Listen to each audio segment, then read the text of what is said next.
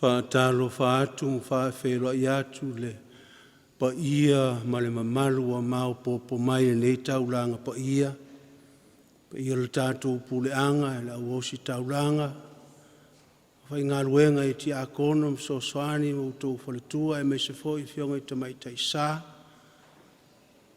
tātou puleanga i on tūlanga whaalupe e me se fōi malu le matanga luenga e pele ia Patele Vitaliano Siol ti a kono ma le whaletua le tai fono ia ma le maawe ese o le matanga luenga. O mai a tātou whaanono manu i lo tātou atua e mamoli le anganga o le whaafetai wa ia wala au lana au auna whaamaoni. O tātou o le atu i a te ia le nei taulanga talia mai lo na anganga i lo na malo e whaavau.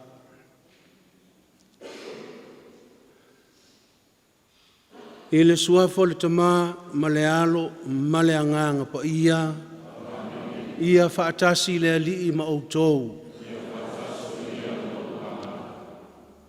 O le toi tua Yesu na ma iei le ola fou ma le anganga fou. Ma ofo ma iei lo na alofa ia i tātou. Pe itai o le tātou vai wha le tangata tātou te pā uai pēa e pala ai e mōri mau le nā ofo alofa le atua o no tātou vai inga. A matalira nei taulanga lo tātou wha mau lalo lo tātou atua i me o tātou se ai. Ia la ngona fo le kalasia o le atua e maua ai le loto wha ngalo le tāsi leisi.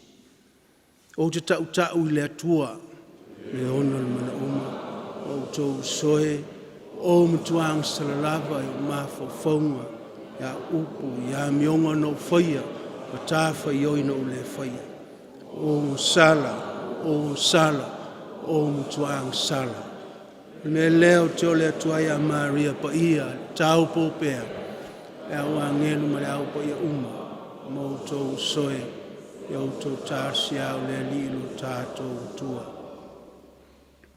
Ia lofa mai a te i tātou le tue ono le mana uma wha mangalo a tātou msala na vatu i tātou i le ola e wha vau.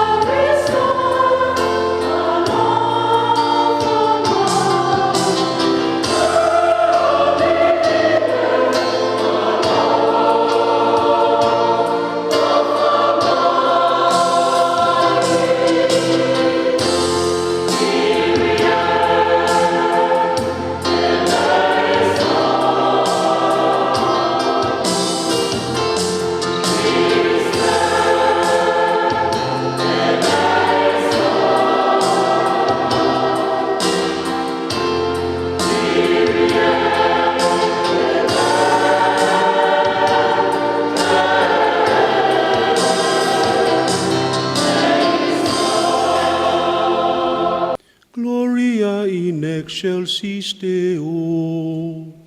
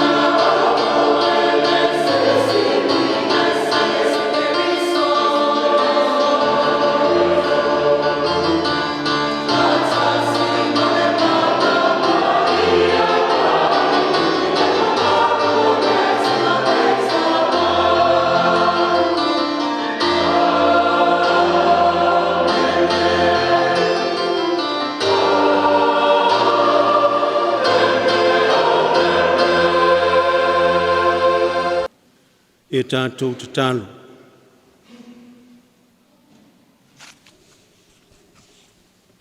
Lea li ie na e tuina atu I lau au na Vitaliano o lau osi taulanga.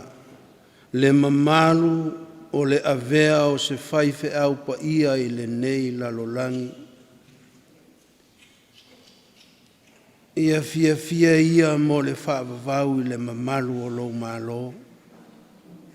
Ia rilingi mai le anganga o le wha mai senga ma le wha mawhanawhananga o le anganga o le toitu le tina ia lesa ma ainga e lua ma I mātou umalava.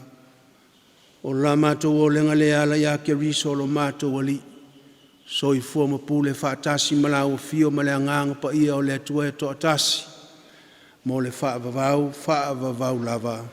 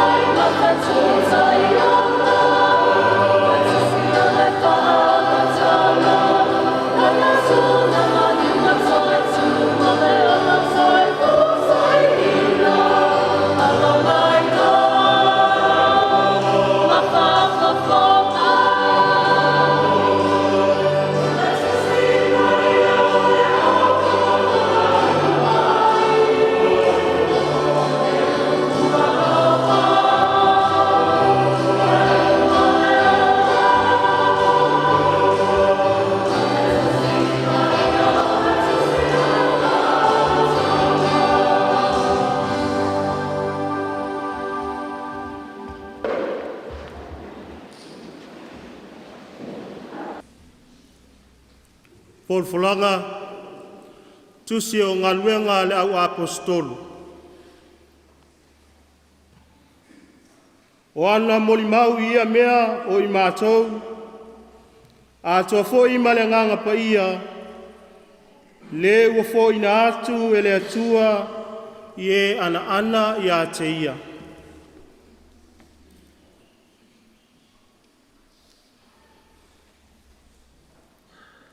Wala tau taitai mai ia te ilatou, ona tua I lea I luma o le fono, ona fesili mai lea o le ostaulanga sili ia te ilatou, ua whapea mai.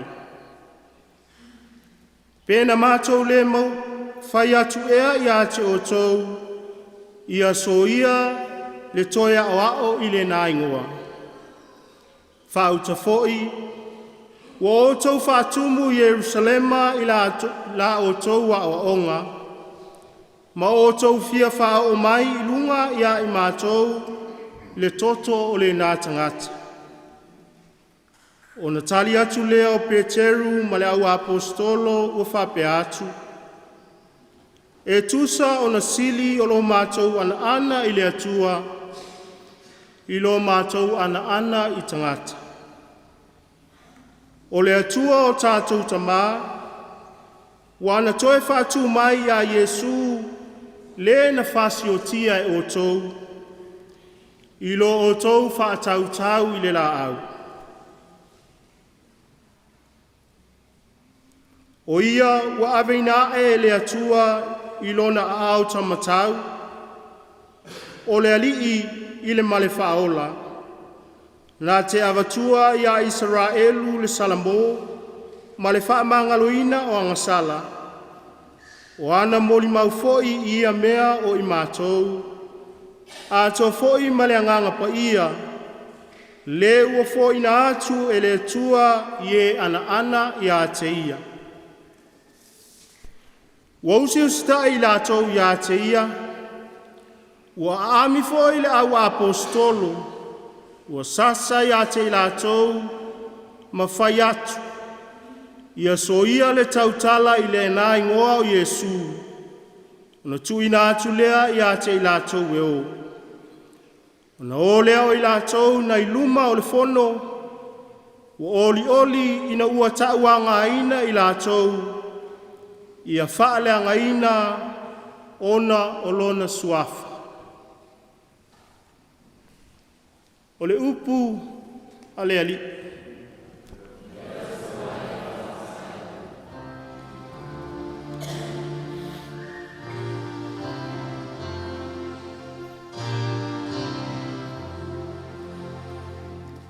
Le ali e, o te vivi atu ia te oe, awa e whae a ina u. Le ali e, o te vivi atu ia te oe, awa e whae a ina u.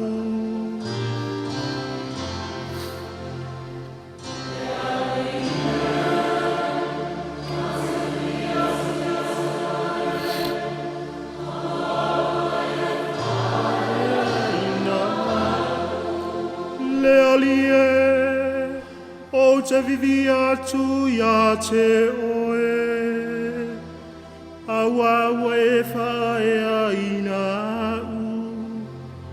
Wae le tuina atu e wei tamai a te au, ia la tau mita mai a te au. Le ali e, wae a vai a te au e le tunga mau, ua e whaola ina u. Ne yo walu I fo I le lua.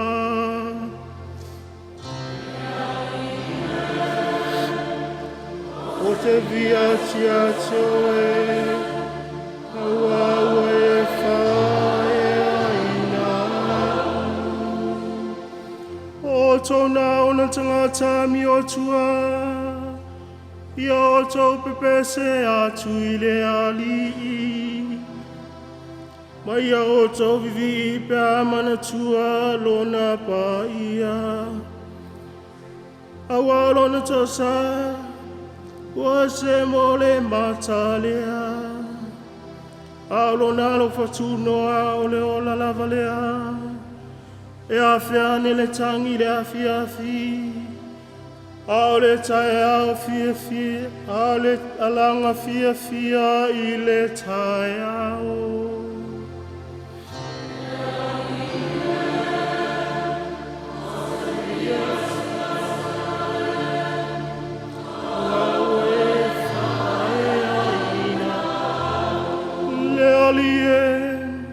Ie whawhawhonga mai, malofa mai a te au.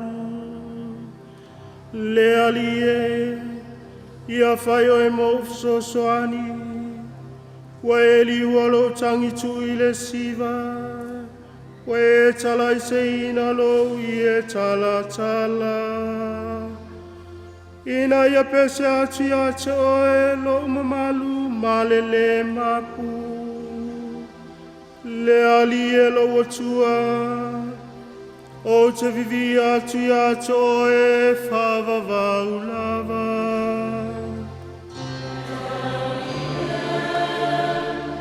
O te vivi atu ia te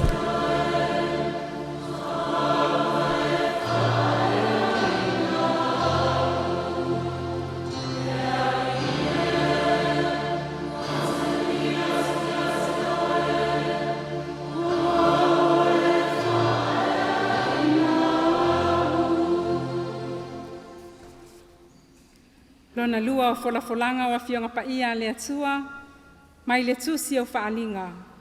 Lona mta upu e 5, o te folafola le fai upu e 10 ma le tasi, whaawau le 10 ma le wha. O le matua.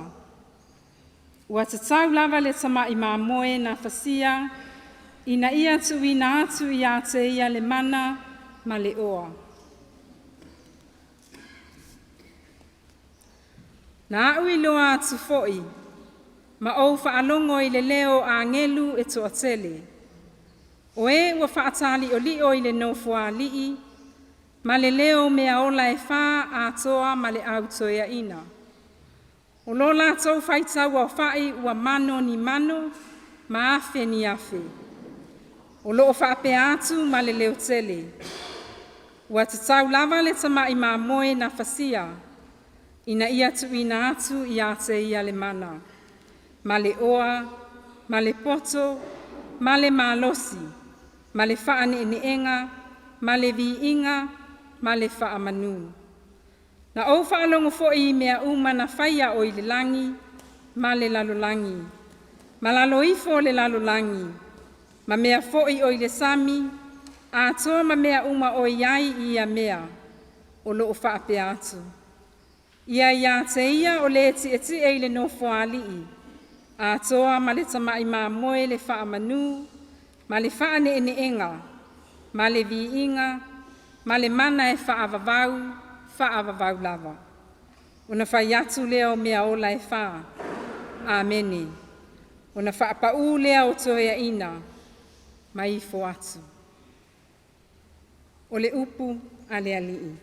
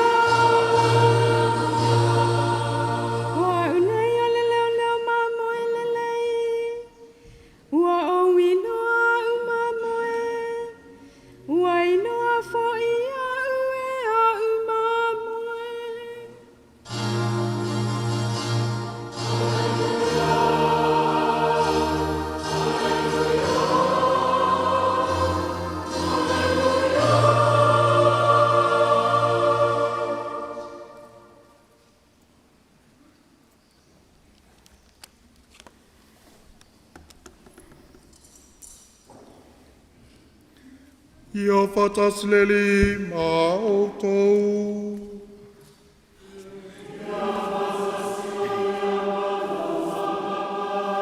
Ol fulanga ma lewang lia pai ai ane.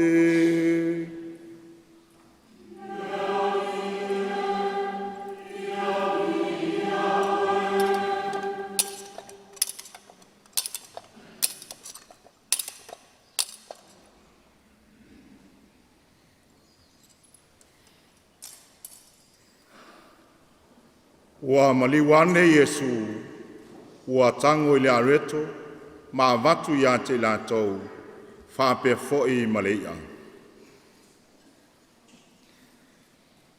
Ua mawai ia mea, ona toe whaani leo Yesu le au so'o I le vai o Tiperia, ua whapea ona whaani o ia. Sa whatasi Simona Petelu, ma Toma, ua ingoa ia titumo, ma Natanielu o le kana I Kalaia, ma Atari o Septaio, ma nisi o na so'o e to'olua. Ua whai atu Simona Petelu ia te lātou, o te anu o te whangota. Ua whai mai lātou ia te ia, tātou o fo I maoe, ua lātou o atu, na lātou o elo le waa, a ele I maua sei e tasi I le po. Wo I le tae au, wa tuu Yesu I le au vai, aile I loa I lau so'o o Yesu lea. Ona whetala yatu leo Yesu ia te lātou, le whanaue, pe iai ea ni autou mea e ai. Wa lātou tali mai ia te ia, e le ai. Wa whetala yatu o ia te lātou, I nā lafo ia le upenga I le tu tamtau o le waa. Ono tau maua I lea, na lātou lafo lea, a ole toi mawhai I lātou, ona toso ae, ono ole mamafa o ia. Ona whai atu lea, ole nā so'o wālo whaina Yesu ia Petelu, ole ali I lea. O whaalongo Simona Petelu, ole ali ia, ona ofu lea o ia I lona ofu, a wāna whaasau o ia, I le uoso I le vai, a wau maisi so o le waa, o toso mai le upenga ua iaia, a wā ele vāwa mao mauta, pe 5 sa furungafa. Ua lātou tuta, no o lea o le afi malala, o le ia foi ua tunuai, ma le areto. Ua whetala I atu Yesu ia te lātou, au maia ni si au autou maua nei. Nā aluane leo Simona Petelu, ma toso mai le upenga yuta, ua tumu I atitele, e lau se lau, ma lau 5, ma le tolu ngā lau. E ui lava ina tele o ia, ai le i masai lava le upenga. Ua whetala atu Yesu i ante lātou, o maia ina ai. Ai le i whamalosi se tasi lau soo, e whesili atu i ante ia, o ai ea oe. A wāua lātou i loa, o le ali i lava ia. O na maliwane leo Yesu, ua tango i le areto, ma avatu i ate lātou, ua whapea fo'i ma le ia. O lona whaali whaatolu mai leo Yesu i ona soo, tālu on toi tu mai o ia, na ie uoti. O le tala le lea le li.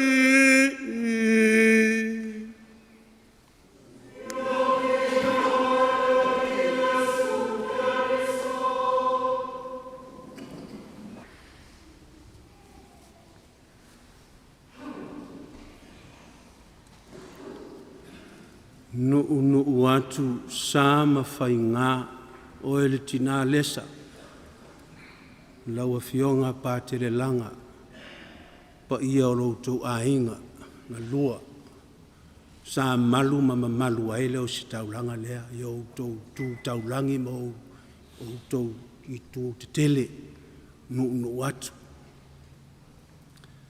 Ai se i o ulili wane whaingata le whaaloalo lea ua o pea i mota.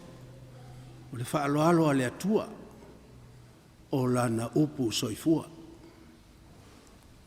Ua e tali tonu le nei yaso mo le nei fisi le whainga na atua le atu nuu o le fisi le whainga le fusialo ma loi fonga malingi. E tai o le tātou whaatuatua o le fesila whainga le sootuli ma le hawa whatawhata. Se i fesila whai le atua ma lana au auna wa ia wala awina. Talai ofu tau, sa tau wai le tau wale lei. Whaee, ia le foe, sa alo ai, a wale tala le lei. Te o langona o le whaavau ma le whaanonoa, le ufutia i le au pou diuli ma le au pou sa. O se langona fo i lea na o i le au apo se tolo. Ina ua Maliu Yesu ma tuu i le tuunga mau, na tānu mai ai fo i le wha moe moe, ma langona o le au apo se tolo. Ina ua tuu i le tuunga mau lo lato matai. Langona ua o mai, ua sola le wha moe moe, ua tānu mai. Le mea sa wa aia ma wha me melo iai, sa wha longo iai, sa wa ai iai. A o lea ua sola. Ua tānu mai i le tuunga mau. Mo o mai ai ia le langona, teva itua, solo muli itua i leo langa tuai ma le mesa iai. Taatia ia folanga Yesu ma le tala lei sa se anu e so o ai e la tou le fau ma le fau le ngā luenga whao la leli. A o lea ua tānu mai umalava i le tuunga mau. To e fo i itua, i leo langa tuai, i le a whaiwhaiva. Fai whaatoanga, fai lafu manu, ma le ao la fonga. Se i tau whaatea e se atuai, le ti ngā, le ona, le luma, le masiasi, o le oti mata ngā o lo lato matai. Sa ili foi la se mea e alo fanga iai, e tau mawhai e whaangoto ai moana ma whaatō i wasa, le ti ngā, ma le luma, ma le loto vai. O le ana whai mai ai le apostolo, whai mai ai Petelo, o le au alu o te whaangota. Ia wa awa tua i fo i maisi, se i oe whaangota, se i sa ili si mea tau whaangalo ai ti ngā. Pangalea, wa tili ai ona ti ngā. Aisea, ha e fua le whaiva. Nei se mea na maua. Petai.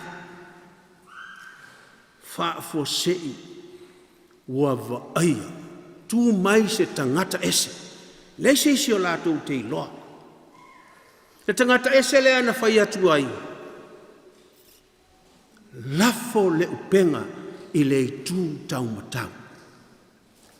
Lafo le upenga e tau te maua ai. A mata lon vavala mai, hata o tau le leia. Ma tau tia le mea o tupu. Hano hi o le whaiva ua maua. Toe whai atu fo i le tangata ese. Le ese isi na iei loa.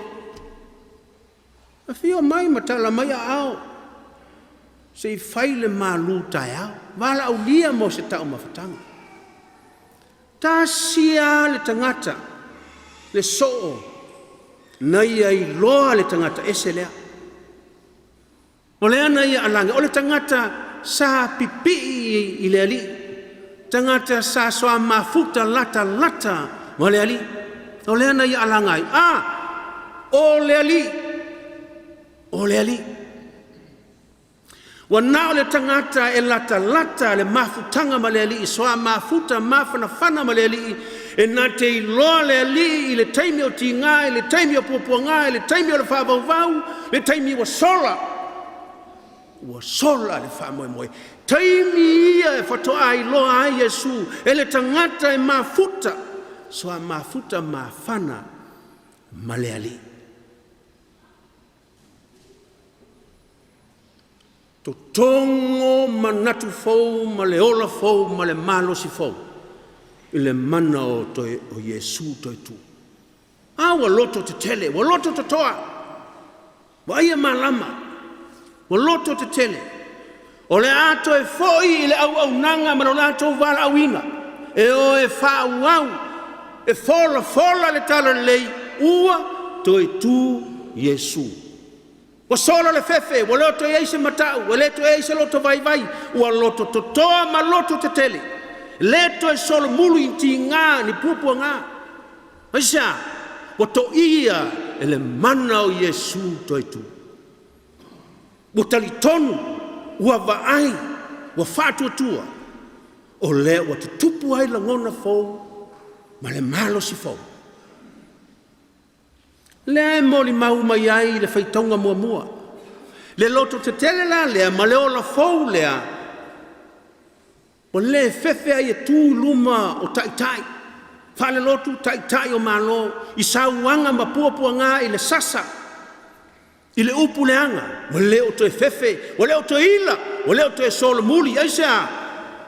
O ulu fia le mana o le atua. Le mana o Yesu to e tu.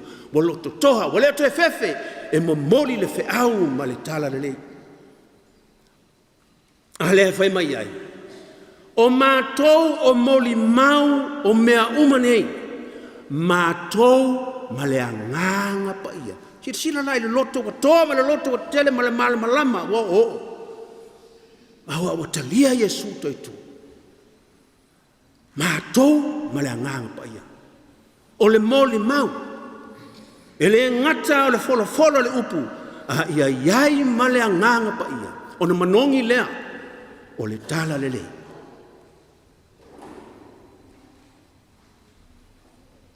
Wala au le li. O mai. Il tau mawhatanga. Whawhanga ai. Whamarusi au ai. Whai mai e se lau 5 tolu hi o le whaiwa. Hia ese, hia te tele. Toso mai le upenga. Ele i motu peleanga. Waala ngā ruenga le ali i le motu peleanga. E whaawau. O le se lau 5 tolu ia ese le vala au na o tātou umalama. O le whaiva nā o tātou uma. E wha mao popo uma mai tangata uma i le lao ai o le tātou wali. E hala i le mana o Yesu toi tu. Le anganga pa ia.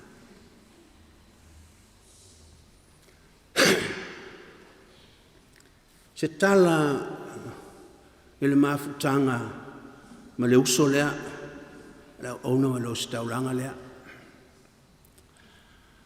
o Patele Vitaliano ia sa matu amata I momoa I le tausanga tasi iwa valtasi e pei o so uso a o matu no nofo I fale ia I lalo I momoa fale fole lea I tua o ngari ai luma open houses I luma sa matu no manu foila ia lea a e mate matua ia e tuale ma Ioana sa fa ingoa ma ua e tuale ma Ioana o le tamatua a Vitaliano le tamalaititi ia a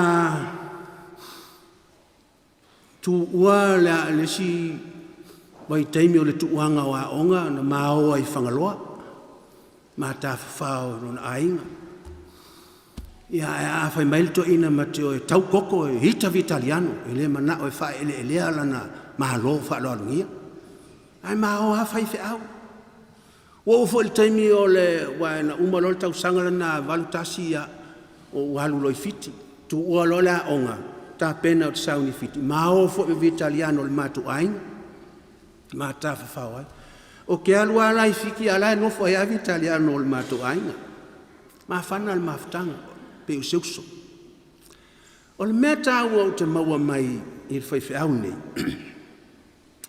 o le whinau a o mate I moa e tāle se fulu ta pel moli e le to iai ma se moli teimi o mea aunga o le teimi taun ma moe e tasi le moenga e mate vai o e mo moe wha tasi umale se fulu ono e po se fulu wat ono le nau o Patele Vitaliano o le Vitaliano I le haonga ke kilo aku lalu le moenga e eisi ka maisela la e mumu mai o la si kaki pa I Vitaliano yanga notes mo le aso so ai e matautia le to inga finau e ei foi ine ya mato uso le o mosingiolo le si mosingiolo viange ya o paselio la o ti akono e o mai tutuila ma mai oso la tu malanga o ngai apa so sisi foi ma ngai apa pinga ki foi le kaukara ngai kanga sei foi le ya o nga ya e ma ke felongo nga ya ma si oso me mo le fia ai ke le a o fia ai mole e no tolo le ia ngoi mai apa tama tutuila ya wa mangua a se il apa pa o ya ngang o fa pe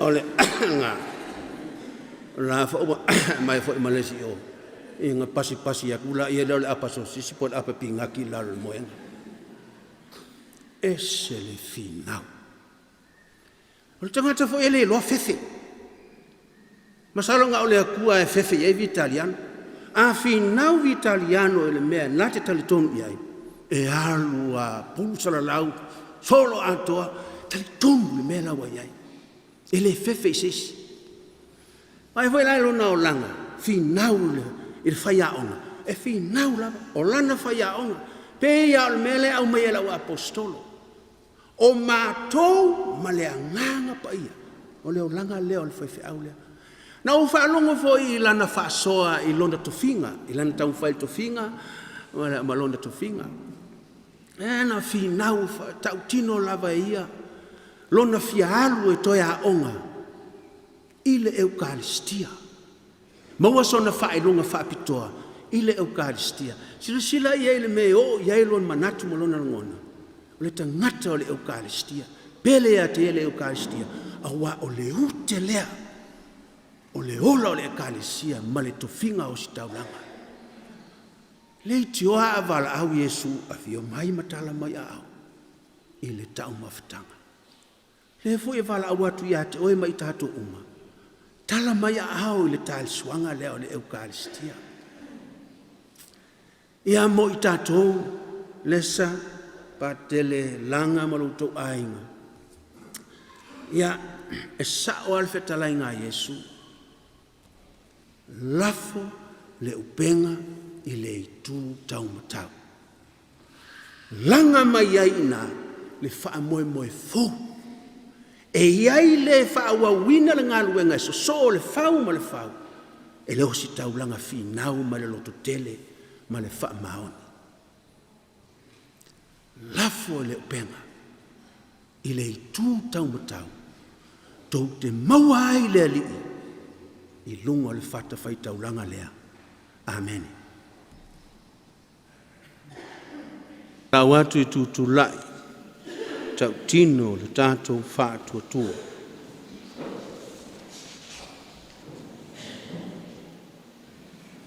O te whātua tua i le tua e tō tasi, te mai ona le malo si umalawa, le na whaia le langi ma le langi, o mea umawa ia ma mea le uwa ia.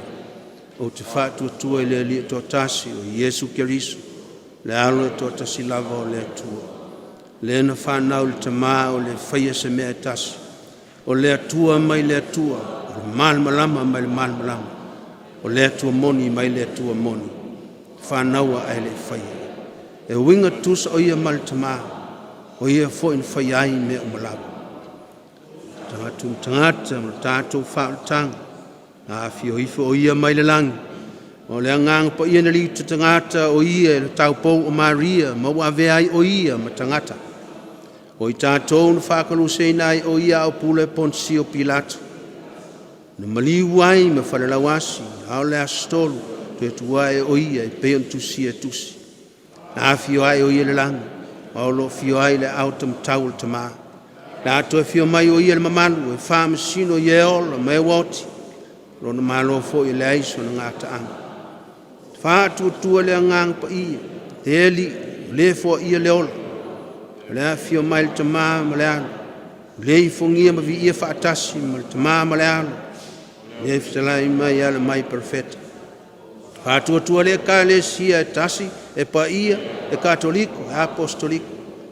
Tau tino atu le papasonga e tasi, mo le whaamangaloina o ang sala.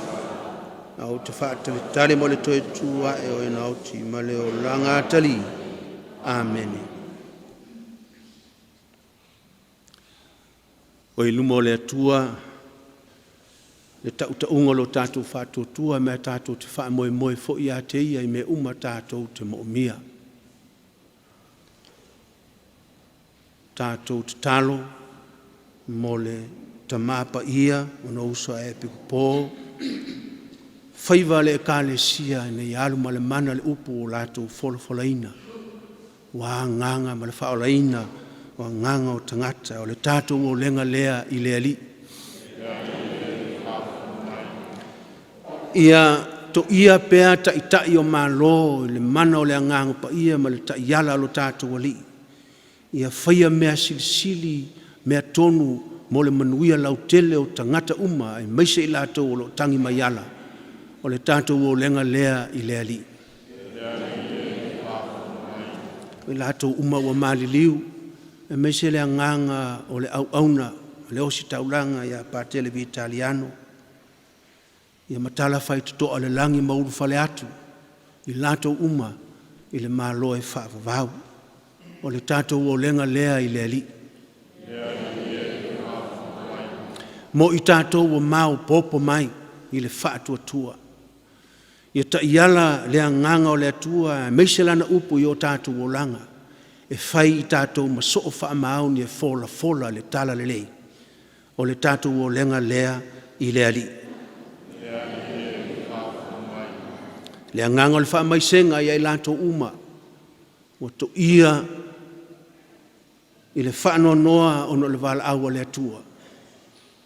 Ia iai le wha moi le li i o toi tu o ia, mai le tuunga mau, o le tātou o lenga lea i le li. Nisi mana onga o le mwhai o na wha leoina, tātou wala au le whautu o te talo le tinapa i o Maria, si o walofa le sina.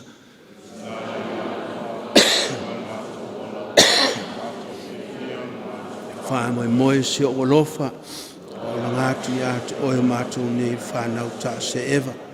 Mātou whtangisi ma le awele nei nu o le whano noa. Le nei lo mātou whautu ai e whasanga mai a te mātou whongalofa. Ama vai fo le nei ta senga e wha mai e sufu o mni o lo walo. O e Maria il tau pou ang le lei le anga alofa. Le tamai wha fonga mai matalia mai talo sanga lo nu malau whanau. momoli atu ma le whaamoemoe ma le whaatuatua ia te oe. O la mātou o lenga le ala ia ke riso, lo mātou wali.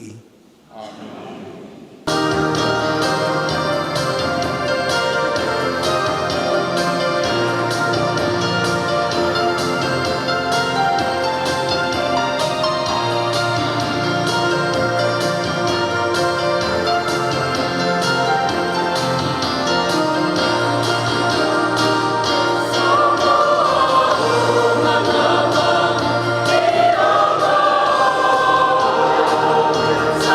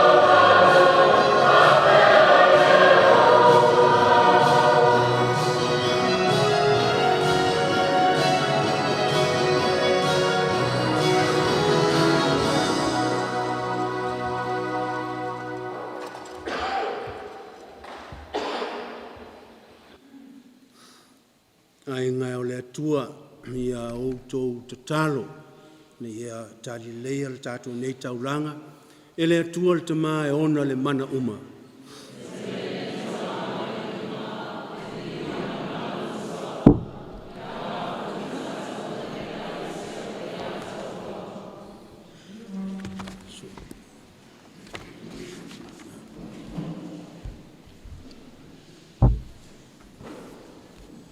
Le atua e ona le malo si umalava ono le nei tali suanga ia maua e Vitaliano la waona ma o si taulanga le fia mo le whamavau le whalinga o misteli o lea sa au na ia iai ma le wha maoni i lalo nei le mātou o lenga le ala ia keriso lo mātou wali i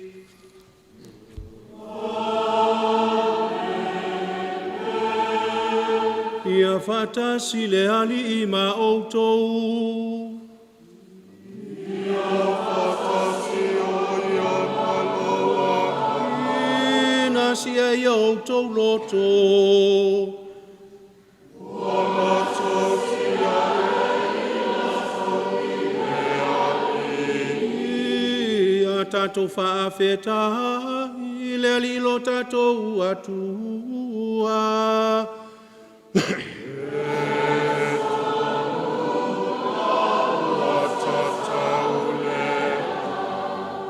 Le tamae o le atua soifua whaavavau mai au le malosi umalava o se mitanga whaia e mo mātou le whaafitai i atu o ia la atu ia Yesu Keriso le mātou wali.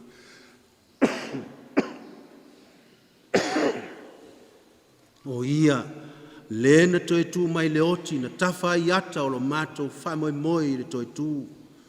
O le whanono le oti na tupu mai ai le folanga fia o le ola whaavavau. Le ali ie mo lo unu whātua tua o le ola wasuia e le i wha umaina. A oti le tino o lo mātou no fuanga whalalo nei, mātou te maua se no fuanga whaavavau i le langi. Mau le ala lea mātou te whātasi ai maangeru umai le langi, e vivi i atu i lo mamalu, au mātou au ai le lātou pese whaitu mau o lo vi inga.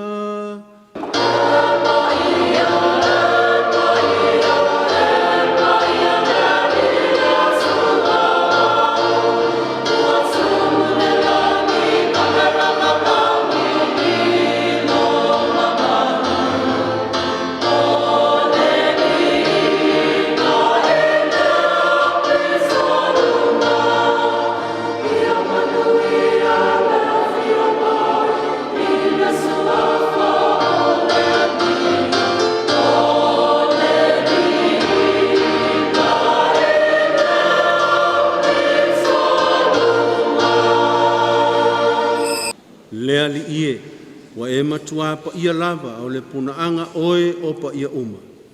Ka wina mai lo nganga e wha pa ia nei mea lofa, i nei a vea lātou mo i mātou. O le tino, o le toto le mātou wali i Yesu Keriso. Au le itu inatu o ia le oti, o se oti na ia talia i lona lava malie. Na tango ai Yesu le areto, o ia vivi i ma whaafta iatu i la ufio. Tofi leo le areto, o tu uatu i lona au soo ma wha pe atu. I nā whetā ngofia iai o tau uma ma ai iai, o lo utino le nei o le a fo i nātu mō o tau.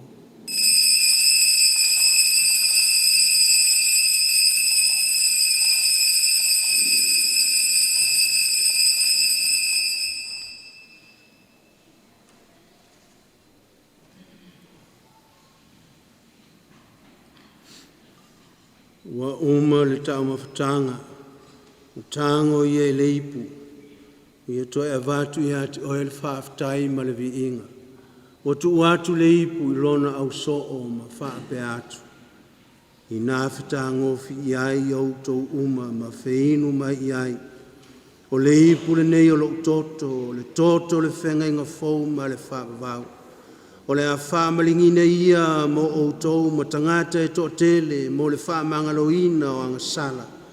E o tau whaia le nei sauninga o le whaamanatunga o a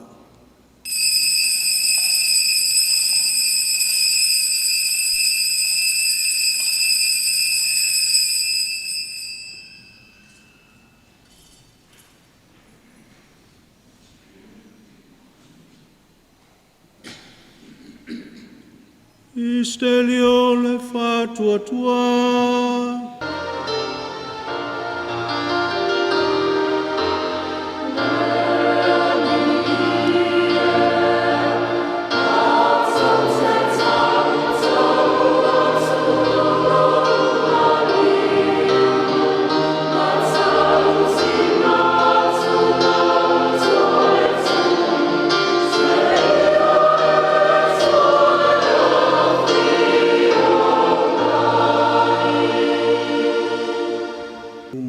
Toi tu, mātou te mamori atua I a te oel te mai, le nei a reto le ola, ma le nei ipu o le whaaltang. Mātou te whaafta I atu I a te oe no waialo ia I mātou e tutu I o luma, ma au nātu I a te oe. Fe soso ani mai I mātou uma, o e u mautu whaanga I le tino ma le toto keriso. Ina ia whaatasta sia mātou le maftanga e tasi, e le anganga pa ia. Le alie mātua rau kāresia le lalolangi atoa. Mātua ola le lofa fatasi whalansisi le mātou te māpai. Ana pāti le mātou a ki kupo male tua I masa uma. Ie mene tua nau o staulanga. Vitaliano o la inga lene valawina mai le nei olanga. Baptisong no ti fatasi ma keriso. Whapena fōi ra mautofi o ia I lona tōtu. E māna tua o mātou usom tu whawhine fu iatu lo lātou malolonga le whāmoe mōre tōtu ai. Talia I lātou whatasi ma tangata Maliu ma le māla malama o lau fio. E lofa mai a te mātou malawa ina ia mātou o ngā. Mātou te wai whatasi le ola e whāwau mawia le tina tāu pou le tua. Sa ngātou Iosefo lana tāne paia, lea ua apostolo, ma lea upaia uma. Wena whātino ina o lou whina ngalo I tupulanga uma. Mātou te fia vivi, whanere whatasi mai lātou I lau fio. Lātulo walo Iesu Keriso.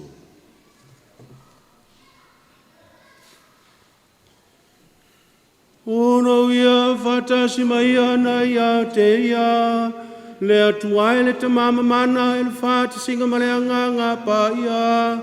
O le vi inga malmamalu atoa wai laua fio le whāvavau lava.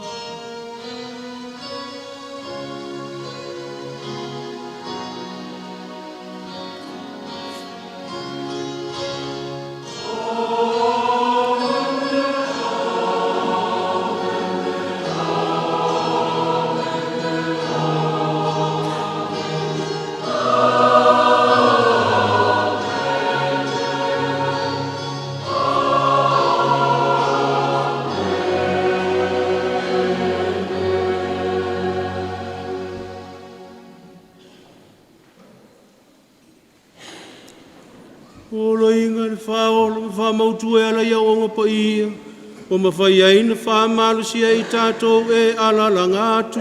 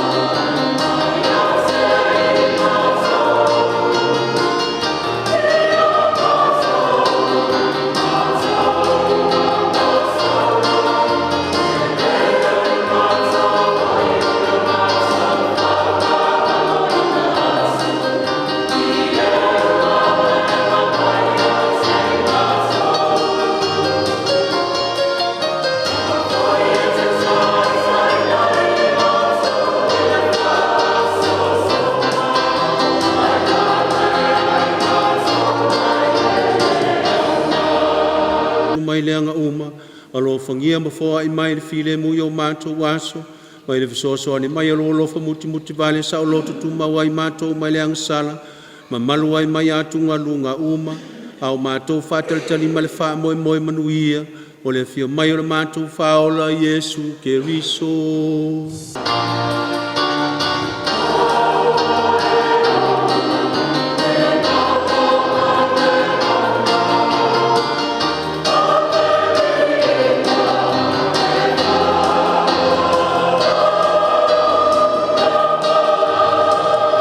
Iatu yo apostolo, o le file mu o te tuatu iate outou, o lo file mu o te fo iatu iate outou. Awane e sila mai a mātou wanga sala, ai sila I le whātua tua lau e ka le sia malo fangia, fo iate ia le file mu maltasi e tusai malo file ngalo, o le so I fua mapule I le wha vavau lava. Amen. Ia tu mau pea outou, I le file mu mai le ali. Ato feo fo fai nei fai longa o le file mu.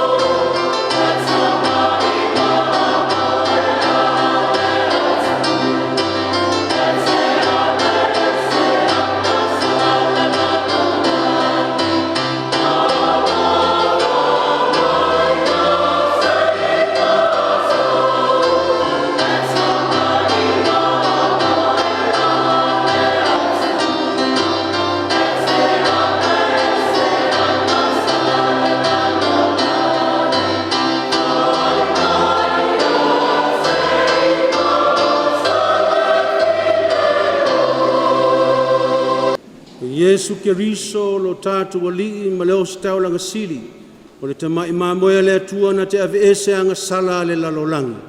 Manuia I lato o vara au lia le tāle suanga le tamai mamoe. Pale, pale.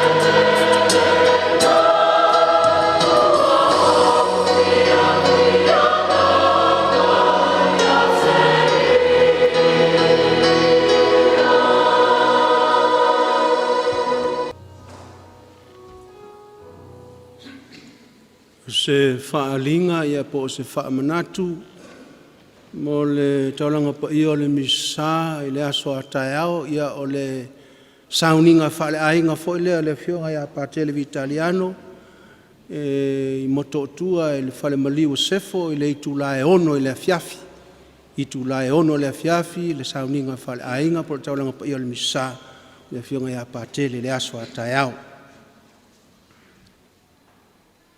Ia tātou te tālo,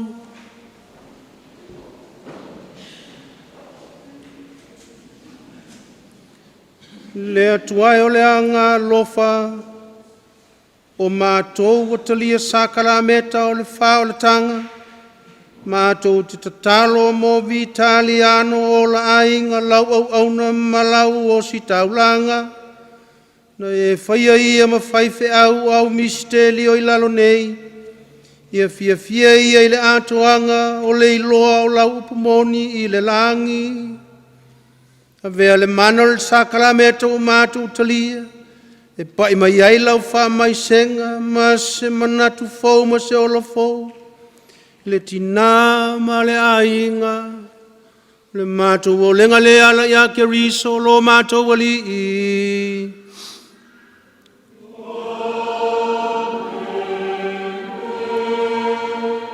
Whaia o masui o le tamā o le puleanga, fionga le aki e pekopō, whapea fo le pa ia o le au o si taulanga nei, ia e moli atuai le whamaloma le whawhitai tele le tātou puleanga, ia whai ngā luenga ma tamai tai sā, ia lo tō wafi fio mai le pa ia lasi o le tātou puleanga wafi fio mai matala au mai au waili nei taulanga pa ia o le misa, me se fo i le whawhitai tele lava, i le matanga luenga, ma le au fai pese.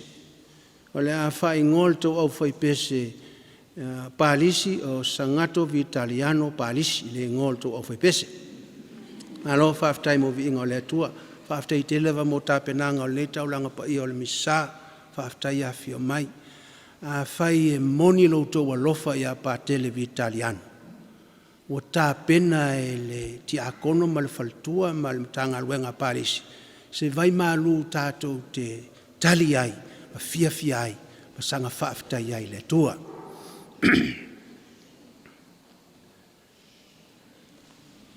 Ia whātasi le ali ma outou.